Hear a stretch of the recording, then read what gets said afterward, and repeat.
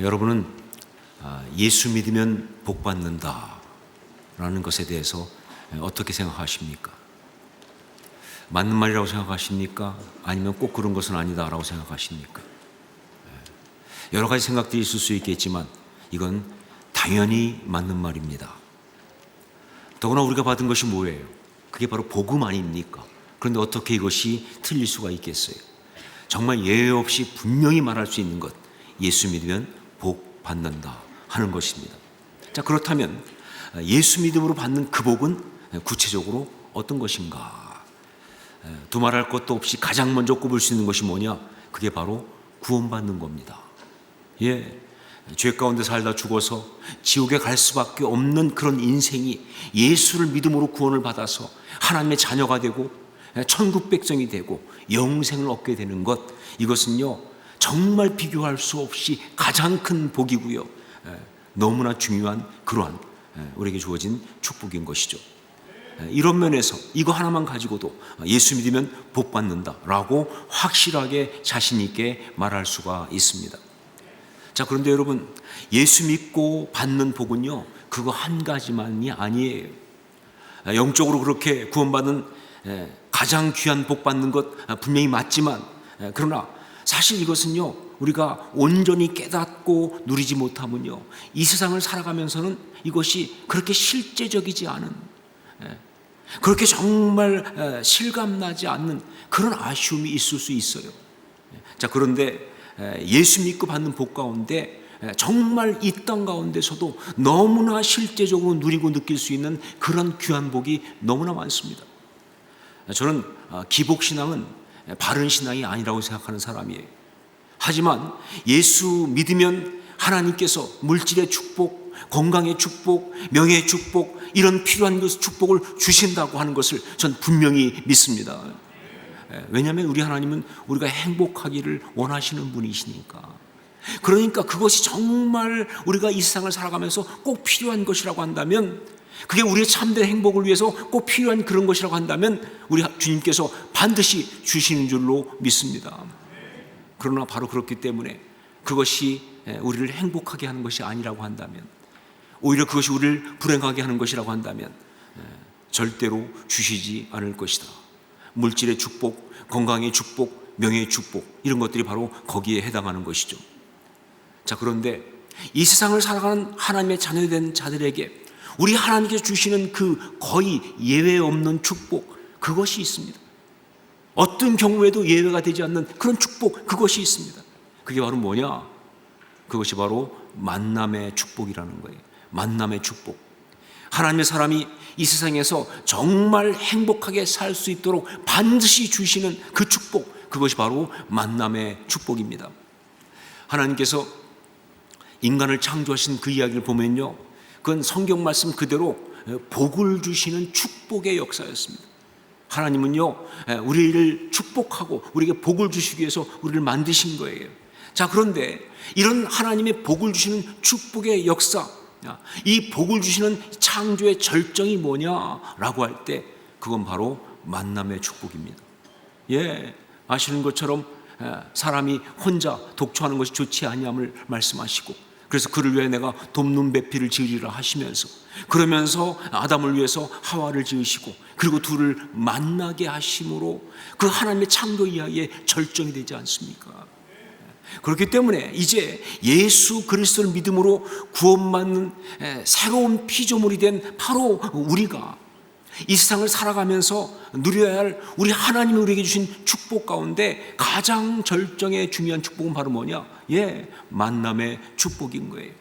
물질의 축복이나 건강의 축복이나 명예의 축복, 이런 것들이 혹시 부족해도 그 모든 것을 다 덮고 남을 수 있는 충분한, 그래서 정말 행복할 수 있도록 하는 그것이 바로, 그래서 이 땅 가운데 우리를 하여금 천국을 살 수 있도록 하시는 바로 그 축복이 바로 뭐냐? 그게 바로 만남의 축복이에요. 우리 하나님 주신 귀한 축복, 만남의 축복. 오늘 말씀은요 바로 그 이야기를 하고 있습니다. 하나님의 사람 바울에게 주어진 만남의 축복 이야기입니다. 우리 1절 말씀을 함께 읽도록 하겠습니다. 1절 같이 읽습니다. 바울이 더베와 루스드라에도 이르매 거기 디모데라 하는 제자가 있으니 그 어머니는 믿는 유대 여자요 아버지는 헬라인이라. 이 말씀에서 먼저 볼 것은요, 바울이 더베와 루스드라에도 이르매라는 부분입니다. 앞에 1차 선교여행에 대해 나온 기록을 보면요, 거기에는 루스드라와 더베 이렇게 나와 있어요. 그런데 여기는 더베와 루스드라 이렇게 순서가 바뀌어 있습니다. 이게 어떻게 된 거냐? 이거에 대해서 어떤 주석가들은 이렇게 말합니다. 지난번에는 다른 쪽에서 왔지만 지금은 동쪽에서 접근하기 때문에 그래서 순서가 바뀐 것이다 라고 얘기하고 있어요. 그런데 여러분, 이것은 바른 설명이 아닙니다. 성경은요, 의도적으로 루스드라를 제일 마지막에 놓은 거예요. 왜냐하면요, 거기에 우리 주님께서 바울을 위해 준비해 놓으신 축복이 있기 때문에 그런 거예요. 그게 절정입니다. 거기에 우리 주님께서 바울을 위해서 준비해 놓은 축복이 있기 때문에 정말 지금도 바울과 동일한 신앙을 가진 사람들이 이 세상을 살아가면서 동일하게 받아 누릴 우리 주님의 그 축복인 만남의 축복, 그것이 바로 거기에 있기 때문에, 그래서 그것을 제일 마지막에 둔 거예요. 성경은 바로 그것을 오늘 말씀을 통해서 강조하고 있는 것이죠. 자, 그런데 오늘 말씀에서 이 부분을 보면서 우리가 또 주목해야 될 표현이 하나 있습니다. 그것은 바로 루스드라에도라고 하는 표현입니다. 루스드라 그냥 그렇게 말하지 않고, 루스드라에 하지 않고 루스드라에도라고 성경은 말하고 있어요. 헬라어 원어로 보면요, 여기에 전치사 에이스가 쓰였어요. 그 전치사 에이스를 쓰면서, 그러면서 주님이 준비하신 만남의 축복을 우리가 받는 것에 있어서 너무나 중요한 메시지 한 가지를 거기에 담아두고 있는 거예요. 여러분, 이 에이스란 말은요, 방향을 나타내는 그런 전치사입니다.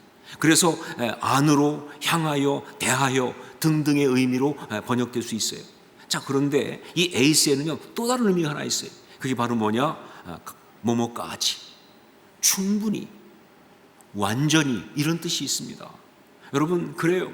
우리가 정말 우리 하나님이 우리를 위해 준비하신 이 만남의 축복을 받기 원한다고 한다면, 하나님의 그 길을 온전히 걸어서 거기까지 완전히 가야, 그래야 만남의 축복을 받는다는 거예요.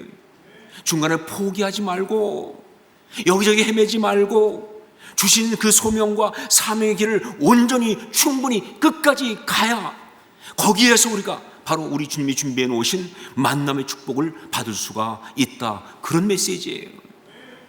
바나바와 헤어져서 이제 자기 나름대로 선교여행을 가면서 사실 바울 사도 그 마음이 편하지 않았습니다.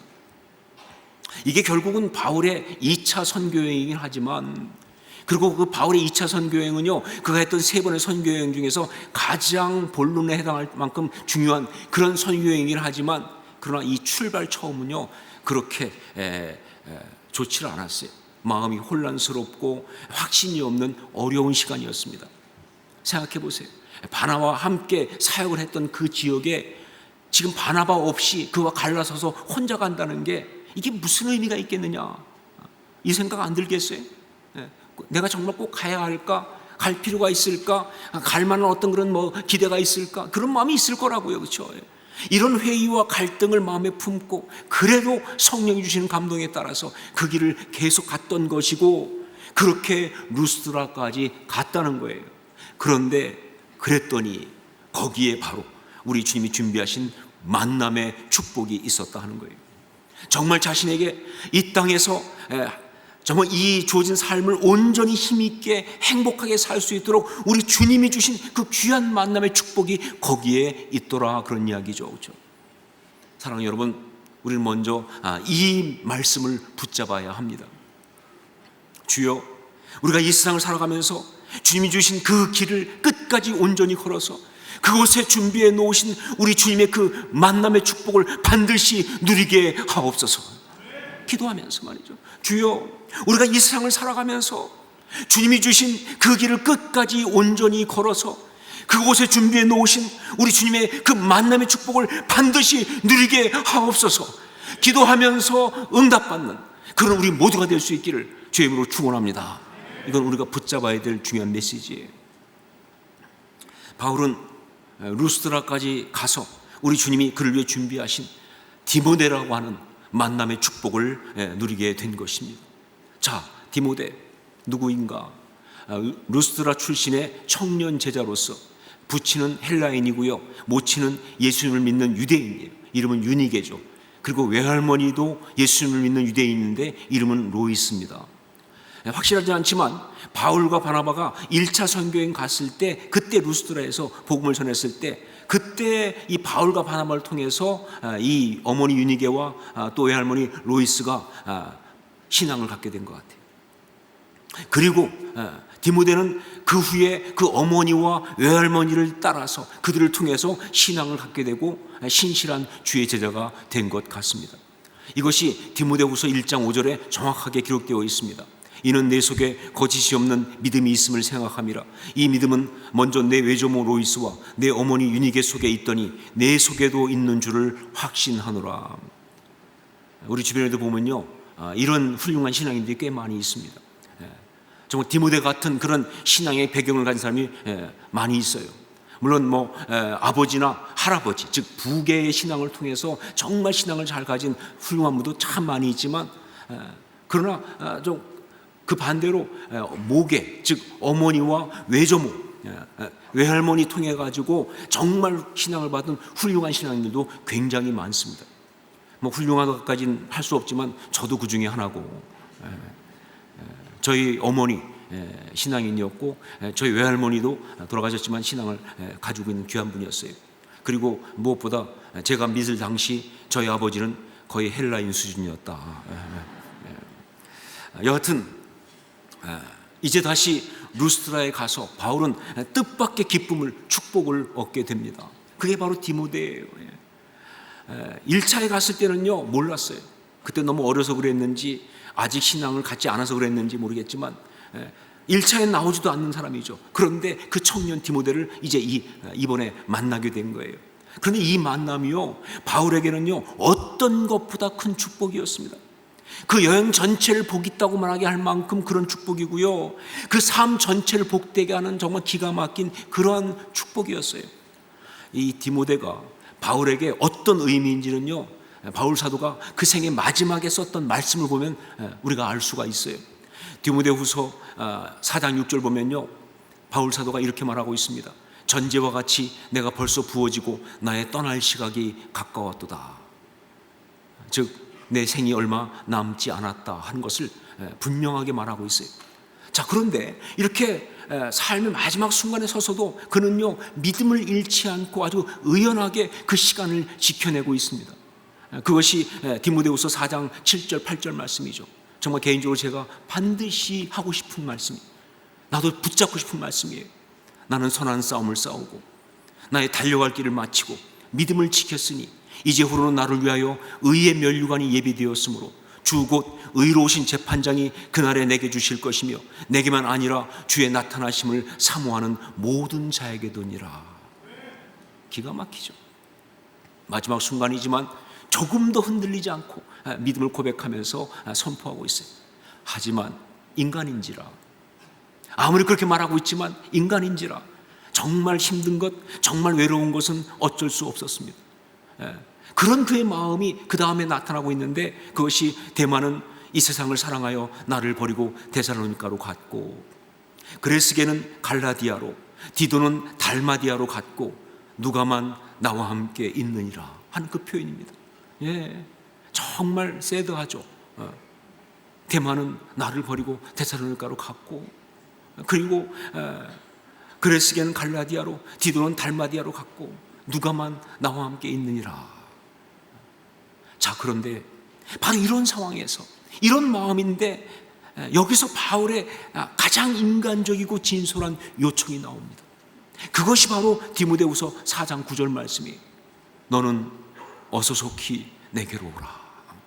너는 어서 속히 내게로 오라. 바울 그가 가장 외롭고 힘들 때 함께 있고 싶은 사람, 정말 그 사람만 있다고 한다면 될 것 같은 바로 그 사람, 그게 디모데예요. 너는 어서 속히 내게로 오라. 그게 바로 디모데입니다. 이런 디모데와의 만남을 바로 처음 시작한 것이 이 루스드라에서의 이야기예요. 이게 바로 그가 받았던 만남의 축복이죠. 자, 그렇다면 어떤 사람과의 만남이 축복이 되는가? 분명한 것은요, 만난다고 다 축복인 것은 아니다 하는 거예요. 그렇죠? 어떤 만남은요, 한때 유행했던 유행가 제목 그대로 잘못된 만남도 있고요. 어떤 만남은요, 정말 만나서는 안 되는 만남도 있습니다. 그 만남이 축복이 아니라 저주 같은 그런 만남도 있을 수가 있어요. 여러분, 정말 축복이 되는 만남은요, 우리 주님이 주시는 그 만남의 축복으로서의 그 만남은 특별한 거예요. 무엇보다 다음 세 가지의 만남이어야만이 한다는 거예요. 영적으로. 첫 번째가 뭐냐? 바로 영적인 가족과의 만남이에요. 영적인 가족과의 만남. 바울은요, 종종 디모데를 형제라고 소개합니다. 그 당시 초대교회 당시에는 모든 성도들이 다 서로 형제 자매 했으니까 그렇게 했을 거예요. 자, 그런데 바울은요, 여기서 끝나지 않고 디모데를 일컬어서 아들이라고까지 이야기합니다. 아들. 고린도전서 4장 17절 말씀, 이로 말미암아 내가 주 안에서 내 사랑하고 신실한 아들 디모데를 너희에게 보내었으니 그가 너희로 하여금 그리스도 예수 안에서 나의 행사 곧 내가 각 교회에서 가르치는 것을 생각나게 하리라. 예, 내 사랑하고 신실한 아들 디모데라고 말하고 있어요. 그리고 디모데도 또한 바울을 그렇게 아버지처럼 여겼던 것 같아요. 그래서 빌립보서 2장 22절 보니까 자식이 아버지에게 하는 것 같이 한다라고 돼 있어요. 여러분, 이게 무슨 의미일까요? 바울이 나이가 좀 많이 먹고 디모데는 좀 어리니까 아버지와 아들뻘 뭐 이런 정도입니까? 아니면 궁극적으로 보면, 결론적으로 보면 바울이 디모데를 전도한 거나 마찬가지이니까 그래서 아들이라고 말합니까? 혹은 바울이 디모데를 양육했으니까 그래서 아들이라고 말합니까?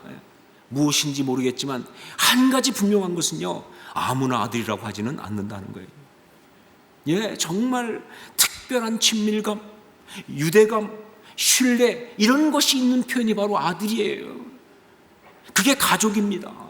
그런 표현을 쓰고 있어요. 여러분, 다른 만남이 아니라 이런 만남이 축복이에요. 영적으로 이런 만남이 축복이에요. 혈육으로 된 가족도 우리를 정말 행복하게 하지만, 그러나 이게 영적인 가족을 만나는 것은요, 그 못지않은, 아니 그 이상의 정말 우리를 행복하게 하는 그런 것이다. 여러분, 우리가 정말 신앙생활, 교회생활 바르게 하기 원한다고 한다면요, 어떤 것보다 여러분은요, 이 교회 안에서 이런 영적인 가족을 만나야 되는 거예요. 여기서 가족이 없으면요, 그건 잘못하고 있는 거예요. 예, 교회는 어떤 곳이냐? 이 교회가 어떤 때 좋은 교회냐? 예, 성도들 이곳에서 영적인 가족을 만나서 함께 있어야 그게 진짜 공동체죠. 이게 정말 축복이에요. 이게 바르게 된 것이다 하는 것이죠. 두 번째로, 어떤 만남이 만남의 축복이 될 수 있는가? 영적인 동행과의 만남입니다. 영적인 동행과의 만남. 오늘 말씀에 보면요, 바울은 디모데를 만나고 나서 그를 데리고 떠납니다. 그리고 나서 그 이후에 정말 디모데는 말 그대로 바울과 동행을 합니다. 바로 이 만남이 축복이에요. 동행과의 만남, 이게 축복이에요. 예, 어떤 것보다 정말 중요한 이 만남의 축복은 뭐냐? 영적인 동행이 되어서 함께 걷는 바로 그 동행과의 만남, 이게 축복이에요. 왜냐하면요, 우리가 이 세상을 살아간다는 것은 다른 말로 말하면 세상을 걸어가는 거니까. 근데 그 길이 쉬운 길이 아니죠. 어려운 길이죠. 특히 믿는 사람에게는 정말 외롭고 힘든 길이죠. 그러니까 혼자 걸으면 안 되죠. 같이 걸어가는 사람은 너무나 귀한 거예요. 함께 걷는 사람이 있다는 게 얼마나 축복인지 말이죠. 이건 우리에게 주어진 최고의 축복과 최고의 은혜인 것이다, 그런 거죠. 찬양 가운데 하나님께서는 우리의 만남을 이라고 하는 찬양이 있습니다. 아마 여러분도 아실 거예요.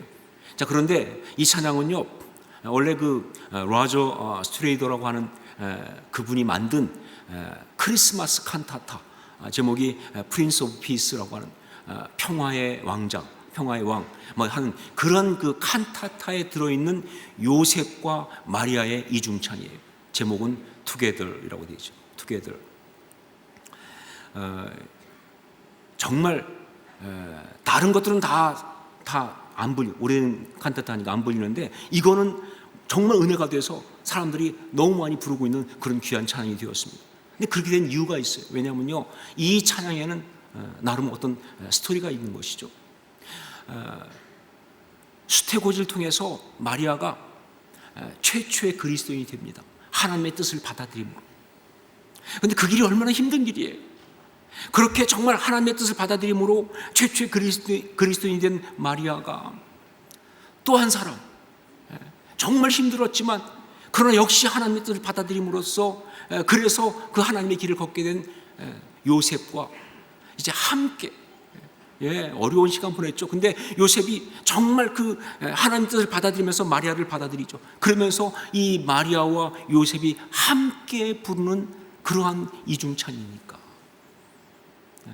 그래서 정말로 너무나 은혜가 되는 그러한 찬양이 된 겁니다. 그런데 이 찬양을 보면요, 무엇보다 영적인 동행으로서의 만남의 축복이 그대로 들어가 있어요. 영적인 동행으로서의 만남의 축복, 그게 정말 그대로 잘 표현되고 있습니다. 특히 하나님께서는 우리의 만남을 계획해 놓으셨네, 우린 하나 되어 라고 하는 첫 소절 지나고 나서 그 다음에 어디든 가리라, 주 위에 서라면 무엇이든 하리라, 그리고 나오는 이 한마디, 당신과 함께. 그때는 정말 울컥합니다. 이게 얼마나 은혜가 되는지요, 부부싸움 하고 나서 불러도 은혜가 돼요. 이건 경험에서 나온 겁니다. 부부싸움 하고 나서 불러도 은혜가 된다니까요. 여러분, 영적인 동행과의 만남, 그건 하나님께서 우리에게 주신 가장 최고의 축복이에요. 만남의 축복 가운데 가장 최고의 축복 가운데 하나다 하는 거예요. 영적인 동행과의 만남. 세 번째는 영적인 동역자와의 만남이에요. 동역자와의 만남. 어떤 만남이 축복인가? 동역자와의 만남입니다. 바울이 디모데를 소개하면서 가장 많이 쓰고 있는 말 가운데 하나는, 빈도가 가장 많은 그런 표현 가운데 하나가 뭐냐? 동역자라는 겁니다. 하나님의 일꾼이라고 소개하는 거예요.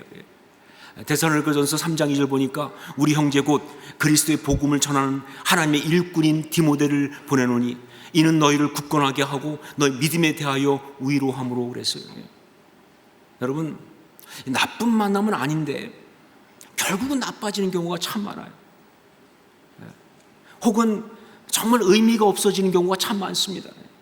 만나서 참 시간도 많이 보냈고 또 좋은 어떤 재미있는 것도 꽤 많이 있다고 생각하는데 결과가 안 좋든지 말이죠. 아니면은 아무 의미 없이 그냥 흐지부지 없어지고 마는 만남이 너무나 많은 거예요. 결국 그것은 뭐냐? 그 만남은 축복이 아니라는 거예요. 그런데 정말 안타깝게도 뭐가 문제냐? 세상 사람들의 모든 만남이 대부분 이렇다는 거예요. 많은 만남들을 가지고 있지만 대부분 이렇게 나쁘게 끝나든지 아니면 의미 없이 사라지고 만다, 그런 얘기예요. 자, 그러면 어떻게 해야 되는가? 어떻게 해야 이렇게 되지 않을 수가 있을까? 그 답이 바로 뭐냐?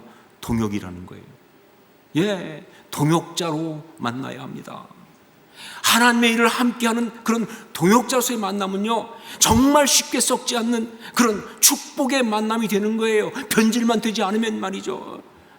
다른 것들은 뭐 아무리 많은 시간을 보내도 다 사라지고 말지만, 그러나 동역자로서 만나는 만남은요, 이 교회 안에서 예배를 함께 섬기면서, 함께 중보기도 하면서, 함께 제자반 훈련을 받으면서, 1:1 제자 양육을 함께 하면서, 함께 선교 사역을 하면서, 함께 교사로 섬기면서, 함께 공동체를 섬기면서, 함께 어려운 사람을 도우면서 말이죠. 그냥 단지 사역팀에 속했다는 정도가 아니에요. 비전이 같다는 겁니다. 가슴 뛰게 하는 열정이 같다는 거예요. 그런 동역자와의 이 만남은요, 절대 변질되지 않습니다. 그냥 마지막에 없어지거나 나쁜 만남이 되지 않는다는 거예요. 이건 진정한 축복이 될 줄로 믿습니다. 이 만남이 필요해요. 전 여러분 가운데, 여러분이 이 교회 가운데서 바로 이런 만남을 할 수 있기를 주의 이름으로 축원합니다. 그래야 맞는 거예요. 사랑하는 여러분, 바울이 루스드라에서 디모데를 만나서 만남의 축복을 누린 것처럼, 여러분도 주님이 주시는 그 자리에서 우리 주님이 주시는 그 만남의 축복을 온전히 누릴 수 있기를 주의 이름으로 다시 한번 축원합니다. 자, 그런데 그러기 위해서는요, 우리가 만나는 그 축복의 대상을 좀 가꿀 필요가 있어요. 만남의 축복을 누리지만, 그러나 정말 그 만남의 그 축복을 주는 그 대상을 우리가 좀 가꿀 필요가 있어요. 시간을 드리고 마음을 드리고 기도하면서 정말 관심을 주고 참고 기다리면서 그렇게 좀 가꿀 필요가 있어요. 왜냐하면요, 그 축복의 만남의 대상은요, 절대로 완성되어서 우리한테 오지 않는다는 거예요. 많은 사람이 자꾸 그 만남에서 완성품을 기대해요. 그래서 어떤 사람 보면요, 자기 배우자에 대해서 막 불평하면서 난 이런 남자, 이런 사람, 이런 것 막 요구하는데, 이런 사람을 원하는데 이렇게 부족하고 저렇게 부족하고. 그때만 제가 딱 한마디 하는 게 있어요. 그런 사람이 왜 당신을 만나겠냐고. 아니, 자기 입장에서 그냥 완성품만 자꾸 요구하니까 그러니까 만남이 축복이 안 되는 거예요. 아니요, 절대 우리한테 주는 그 만남의 축복의 그 대상은요, 완성되어 오지 않습니다. 우리 3절 말씀을 함께 읽겠습니다. 3절 같이 읽습니다. 바울이 그를 데리고 떠나고자 할새 그 지역에 있는 유대인으로 말미암아 그를 데려다가 할례를 행하니 이는 그 사람들이 그의 아버지는 헬라인인 줄 다 알미러라. 이게 왜 중요한가? 디모데에게 할례를 받게 하는 바울의 의도가 뭐냐 하는 것 때문에 그래요. 디모데에게 할례를 받게 하는 바울의 의도가 뭐냐? 이방인들이 할례 받을 필요 없이 예수만 믿으면 구원받는다는 그 결정을 얻어내기 위해서 그렇게 애쓰고 싸웠던 바울이 왜 여기서 디모데에게는 할례를 받게 했느냐는 거예요. 헬라인이었던 디도에게 억지로 할례 받게 하려고 하는 유대인들과 그렇게 치열하게 싸웠던 사람이 왜 디모데에게는 자발적으로 할례를 받게 했느냐는 거예요. 분명한 건 뭐냐? 유대인들의 요구 때문에 그런 것은 아니에요. 이유는 다음 두 가지 때문에 그렇습니다. 하나가 뭐냐? 그의 미래를 위해서예요. 그의 미래를 위해서. 이제 디모데가 함께 사역을 하면서 나가게 되면 회당에도 들어가고 해야 되는데 할례를 받지 않으면 들어갈 수가 없잖아요. 그러니까 그의 미래를 위해서 앞으로 사역하기에 정말 잘 준비되기 위해서 그래서 할례를 받게 한 것이다. 그의 미래를 위해서. 그리고 두 번째는 뭐냐? 그의 약점을 덮어주려고. 그의 약점을 덮어주려고. 아버지가 헬라인이라고 하는 것은요, 디모데에게는 정말 힘든 약점이었어요. 헬라인인 아버지와 유대인 어머니 사이에 태어났다고 하는 것은요, 그에게 정말 힘든 이야기였어요. 그걸 알고 있기 때문에 그래서 그걸 덮어주려고 디모데에게 할례를 받게 하는 거예요. 한마디로 말하면요, 바울 사도 그 사람은요, 디모데를 개발하고 있습니다. 디모데를 돌봐주고 있습니다. 가꿔주고 있는 거예요. 그의 미래를 위해서 준비시켜주고 그의 연약하고 부족한 걸 덮어주면서 이것이 바로 만남의 축복을 누리는 내용이 되는 거예요. 이미 되어 있는 것 누리는 게 아니라 이렇게 만남의 축복의 대상을 이렇게 섬기면서 돌봐주면서 정말 그의 미래를 위해서 필요한 것들을 해주고 그의 정말 연약하고 부족한 것은 덮어주고 그러면서 말이죠, 이렇게 세워져 가는 것, 이게 바로 축복의 내용이에요. 여러분, 다시 말하지만 만남의 축복, 좋은 사람을 만나는 것이 아니에요. 정말 하나님이 주신 사람을 만나서 좋은 사람으로 세워주는 거예요. 그렇기 때문에 여러분, 앞으로 올 만남의 축복만 중요한 것이 아니라 이미 축복으로 주신, 만남의 축복으로 주신 사람들을 이렇게 아름답게 바꾸는 일도 너무너무 중요한 것이다. 이것이 만남의 축복을 누리는 우리들의 이야기라는 것이죠. 사랑하는 여러분, 주님의 사람으로서 이 땅 가운데서 가장 큰 축복인 이 만남의 축복을 아름답게 풍성하게 온전히 누리는 그런 귀한 하나님의 사람들 다 될 수 있기를 주의 이름으로 축원합니다. 기도하겠습니다.